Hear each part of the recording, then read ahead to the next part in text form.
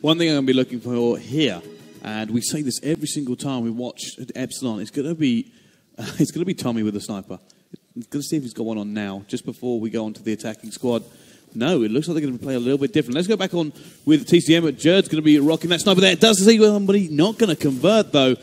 And this is going to be, like I said, a counterplay game. So we see a lot of teams play the way that TCM is playing right now. They're just going to kind of sit back and try and get a pick on a player flanking from Epsilon. But Epsilon, kind of knowing that, obviously we talked about countering of play styles with these two teams, they're going to play so far back, except they have one player looks like he's pushed up directly to the top left over in jungle. Don't know who that player is, but we'll keep our eye on him. It's going to be Tommy. And now TCM looking like they want to progress. Like I said, who's going to get first blood? I fully imagine once somebody actually gets this, the entire map is going to explode with movement.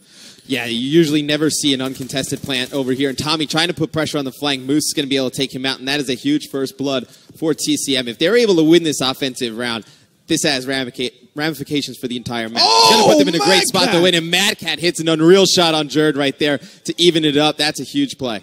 Shane's gone down, and well, it's now 2 versus 3. Favor of Epsilon. And Gunchi, if he converted that, it would have been great for his team. He's got his teammate with him, and he's just shying away. He has a player on the flank, it looks like, and he's going to get taken out, though, and that is a great call by the guys on Epsilon. They're able to hold that defensive side. It looked a little bit like they were going to lose that defensive round, which would have been huge for the rest of the series. It would have put so much pressure on them to match an offensive win. I'm interested to see what Epsilon has planned on offense. I think Tommy's going to come out with something creative here, kind of throw TCM off at the beginning of this game. Always the leader, Tommy, and you can see the difference in the two booths. Epsilon rapidly talking to each other. Looks almost silent in there. Maybe missing their coach, Swizz. Yeah, Swizz, the coach of Epsilon for a very long time. Definitely know he's watching at home. So looks like, let's see what they're going to do on the offensive side. It looks like they're just going to try and go for a standard A push. I kind of figured that maybe they do something mid. It looked like Tommy tried to push mid. It looks like they're going to go straight up the A street instead. Josh knows there's a player above him. He's just going to play passive. Does not know where they're trying to flank from. Jerd just burst straight across. Wasn't even going to give Mad Cat a split second to hit him. 3 versus 3 now. Epsilon look like they might have a change of tactics. Looks like they're going to try and wrap, and I like this call. I mean, they know pretty much they're going to have to watch 2 players over watching A. Nobody really watches mid, which is kind of odd on this map. Nobody really watches that mid area, and they're going to have 1 player over on the B site over by jungle. If you can trap that guy by jungle and really just trade this kill, it's an easy site to take, and look at that timing. It's going to be Gunch pushing all the way into the spawn as Epsilon sneaks right by, goes to that B site. Here we go. This bomb could go down. TCM are looking for them. That has gone down. We're going to see an explosion of action here. Jerd challenging Josh. Josh gets the bullets on, but doesn't manage to drop him. They will see him here. It's going to be counterplay. Both teams slowing down again. They're looking so desperately for these shots.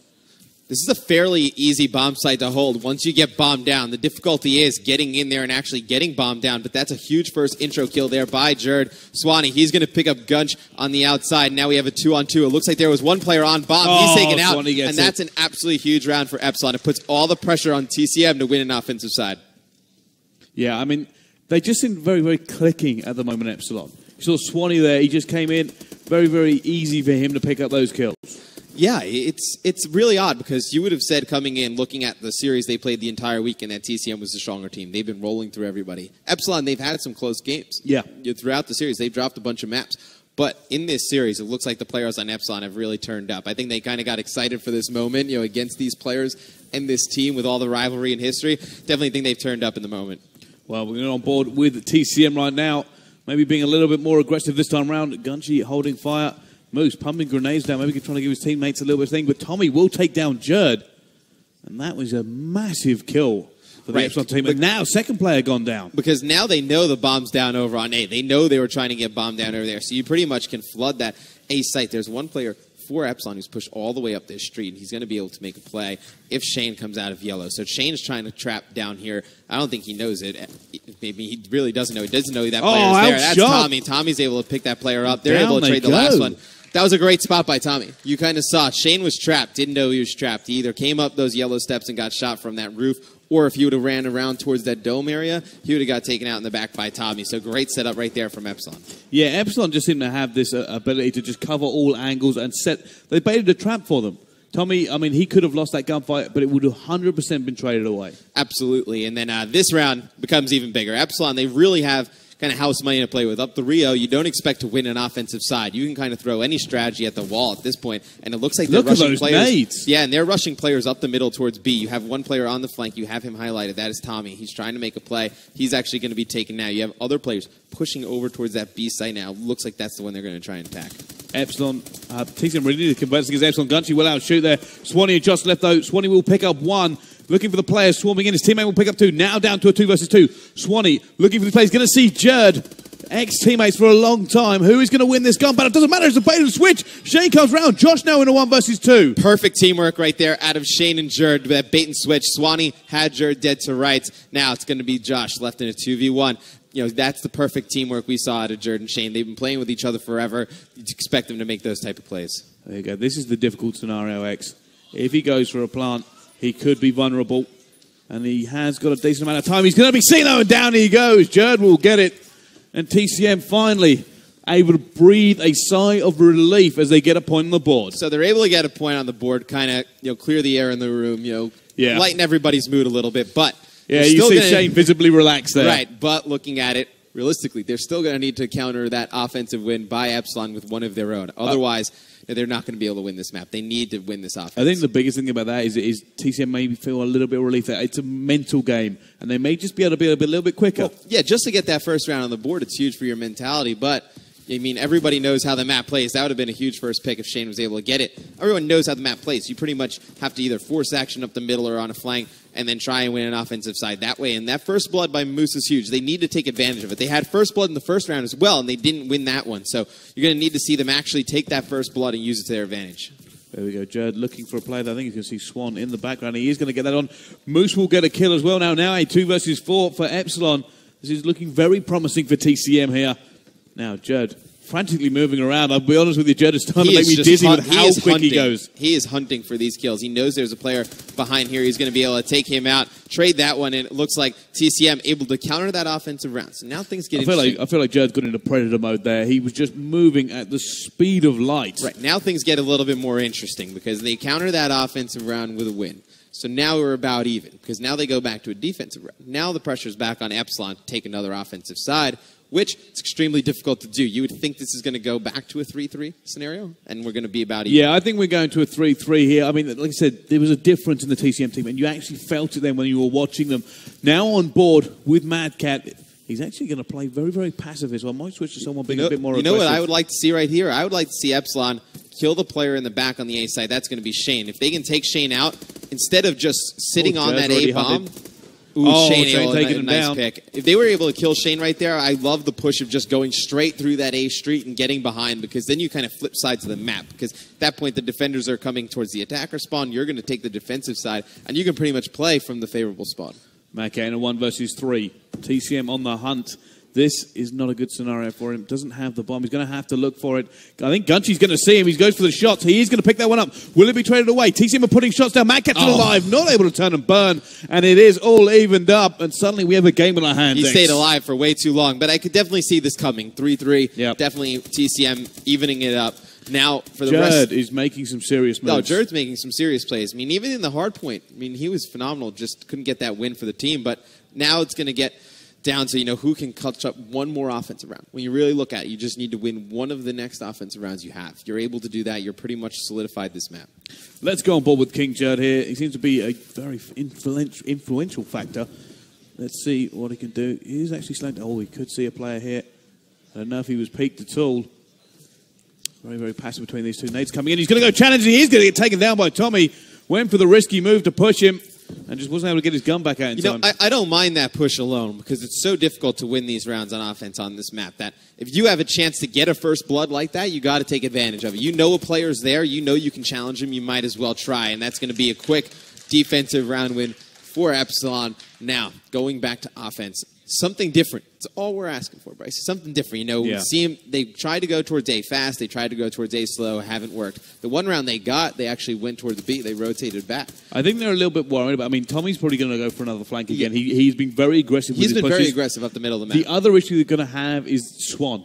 They know that if they go down and try to push towards B and Swan's on Overwatch somewhere near that area, they could just lose the round. And I think it's the risk they're not taking. You got to risk it. They should. You got to risk it at this point. I think You're just trying to get that one win, and it looks like Epsilon, they're going to go over towards that A site, and you see that the opposing team, TCM, they're going to be pretty aggressive down over there, but it's going to be Tommy drawing first blood on Jerd. That's absolutely huge. They're going to try and get bombed down. Shane hiding right around the van. He's going to take out two players. Mad Cat's going to even it up, though, taking out Gunch up top. Seeing tons of great individual plays by everyone in this series. Well, here we go. 2 versus 2. Mad Cat and Swanee versus Shane and Moose. Shane gets one, though. It's going to be traded away. It's now 1 versus 1.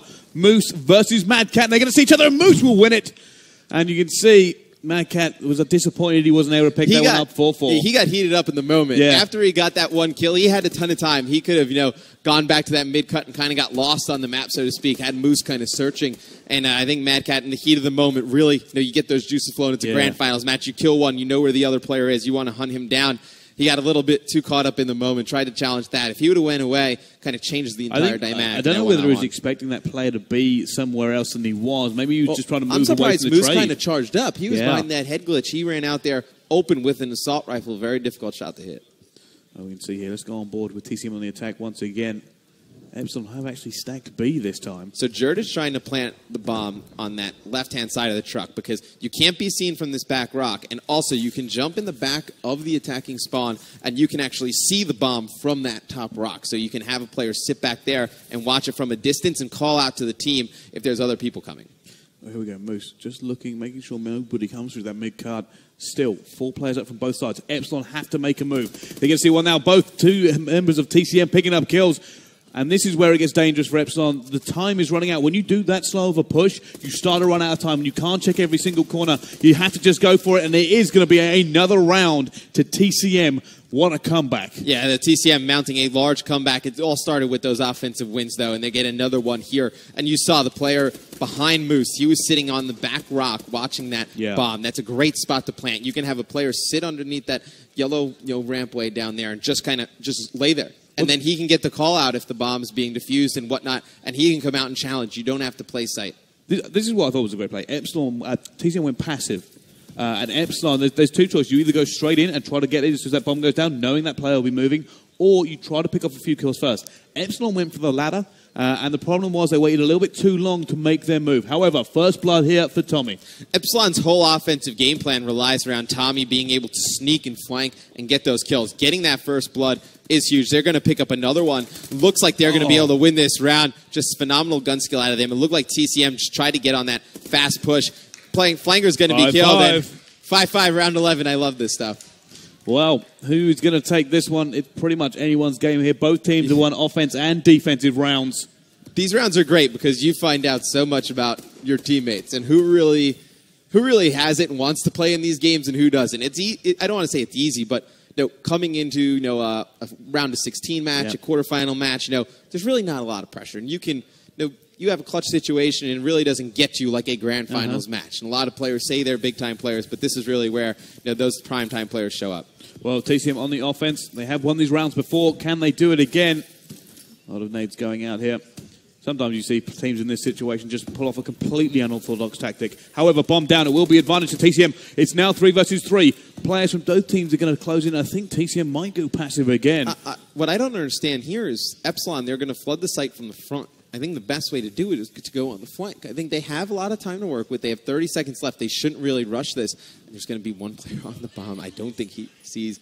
And Gunchy, he's going to get eyes on it, but haven't seen that kill come in yet. And Josh is going to get a ninja defuse in round 11. You see Mad Cat going crazy in the booth. Oh, hands in, heads in Gunchy hands. just, that is a tough one to lose. And we had to be quiet during that. There was no way I was giving that one away. No, yeah, I didn't want to say anything, but you look at the ramifications for the rest of the series that round has. You spend all that energy, coming back from that 3-0 deficit to force that round 11. You kind of throw everything you have into that S&D, and then to lose in that fashion, it's got to be so difficult. The guys on Epsilon have to be feeling great right now.